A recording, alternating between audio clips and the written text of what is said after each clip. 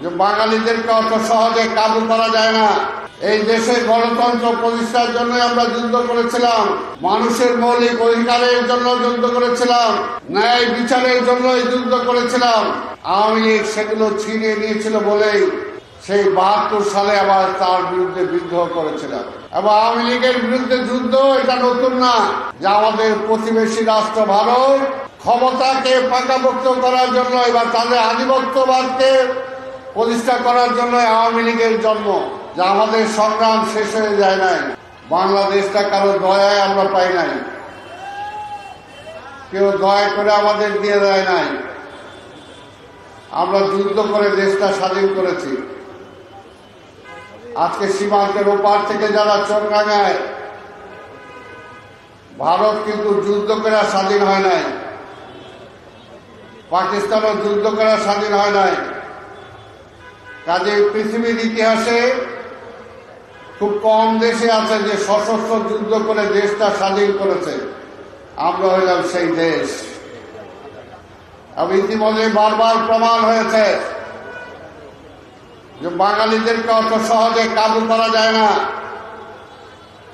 মিথ্যা দিয়ে, সন্ত্রাস করে, গুম করে, হত্যা করে আমাদেরকে দমানো যায় না। পাকিস্তানিরা পারে নাই, শেখ মুজিবও পারে নাই। গত ১৭ বছর শেখ মুজিবের কন্যা শেখ হাসিনাও পারে না, এটা আবার প্রমাণ হয়েছে। তাই বলতে চাই, এই দেশে গণতন্ত্র প্রতিষ্ঠার জন্য আমরা যুদ্ধ করেছিলাম, মানুষের মৌলিক অধিকারের জন্য যুদ্ধ করেছিলাম, ন্যায় বিচারের জন্য যুদ্ধ করেছিলাম। আওয়ামী লীগ সেগুলো ছিনিয়ে নিয়েছিল বলেই সেই ৭২ সালে আবার তার বিরুদ্ধে বিদ্রোহ করেছিলাম। এবং আওয়ামী লীগের বিরুদ্ধে যুদ্ধ এটা নতুন না, সেই ৭২ সাল থেকে চলছে। আমরা জানি এই যুদ্ধ আমাদের অবিরাম করে যেতে হবে। কারণটা একটাই, যে আমাদের প্রতিবেশী রাষ্ট্র ভারত তাদের ক্ষমতাকে পাকাপোক্ত করার জন্য এবার তাদের আধিপত্যবাদকে প্রতিষ্ঠা করার জন্য আওয়ামী লীগের জন্ম। তাই আওয়ামী লীগ যতদিন থাকবে ততদিন আমাদেরকে লড়াই করে যেতে হবে। আর ভারত যতদিন থাকবে আওয়ামী লীগের মতো একটি দলকে তারা ধরে রাখার জন্য চেষ্টা করবেই।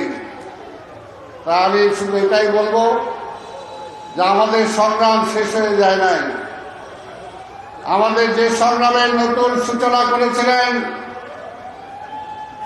স্বাধীনতার ঘোষক শহীদ রাষ্ট্রপতি জিয়া রহমান, তিনি আজকে এই মুক্তিযোদ্ধা দল কেন প্রতিষ্ঠা করেছেন, তিনি বিএনপি কেন প্রতিষ্ঠা করেছেন, ছাত্রদল সহ সকল অঙ্গ সংগঠন কেন প্রতিষ্ঠা করেছেন এই কারণেই যে আমাদেরকে সবসময় যে গণতন্ত্রটা ফিরিয়ে দিয়েছেন শহীদ রাষ্ট্রপতি জিয়া রহমান, যে যুদ্ধ করে দেশ এনে দিয়েছেন জিয়া রহমান, সেই স্বাধীনতাকে রক্ষা করতে হলে, গণতন্ত্রকে রক্ষা করতে হলে আজকে বিএনপি এবং মুক্তিযোদ্ধা দলের দরকার। সেই কারণে তিনি এটার জন্ম দিয়েছিলেন। তাই ভাইয়ের আমার, ঐতিহাসিকভাবে সেই দায়িত্ব মুক্তিযোদ্ধা দল পালন করবে, আমরা বিএনপি পালন করব, এটাই হলো আমাদের শপথ। তাই আজকে দেশের সংকট এখনো কাটে নাই, যেটা আমাদের প্রধান অতিথি তার মূল্যবান বক্তব্য বলবেন। আমি শুধু এটাই বলতে চাই, গণতন্ত্র এখনো ফিরে আসে নাই, মানুষের এখনো মুক্তি হয় নাই। যে পর্যন্ত না আগামী নির্বাচন করে, নির্বাচনের মধ্য দিয়ে আমাদের নেতা তারেক রহমানকে এই দেশের বাংলাদেশের প্রধানমন্ত্রী বানাতে না পারবো, সেই পর্যন্ত প্রাথমিক বিজয় আমাদের হবে না। তাই প্রাথমিক বিজয় সেটা, তারপরেও তারেক রহমানকে আমরা প্রধানমন্ত্রী বানালেও তারপরেও কিন্তু সংগ্রাম আমাদেরকে করেই যেতে হবে, যে পর্যন্ত না আমরা গণতন্ত্রকে প্রাতিষ্ঠানিক রূপ দিতে না পারবো, যে পর্যন্ত না ভারতকে বুঝাতে সক্ষম হব যে আজকে কোনো একটা দলের সাথে বন্ধুত্ব করে আপনাদের লাভ নাই, বাংলাদেশের জনগণের সাথে আপনাদের বন্ধুত্ব করতে হবে, বাংলাদেশের জনগণের সাথে আপনার সম্পর্ক তৈরি করতে হবে। তাহলে দুইটা দেশ আমরা শান্তিতে সামনের দিকে এগিয়ে যেতে পারবো। কারো বৈরিতা আমরা চাই না, কারোর সাথে অন্যায় দ্বন্দ্ব আমরা চাই না।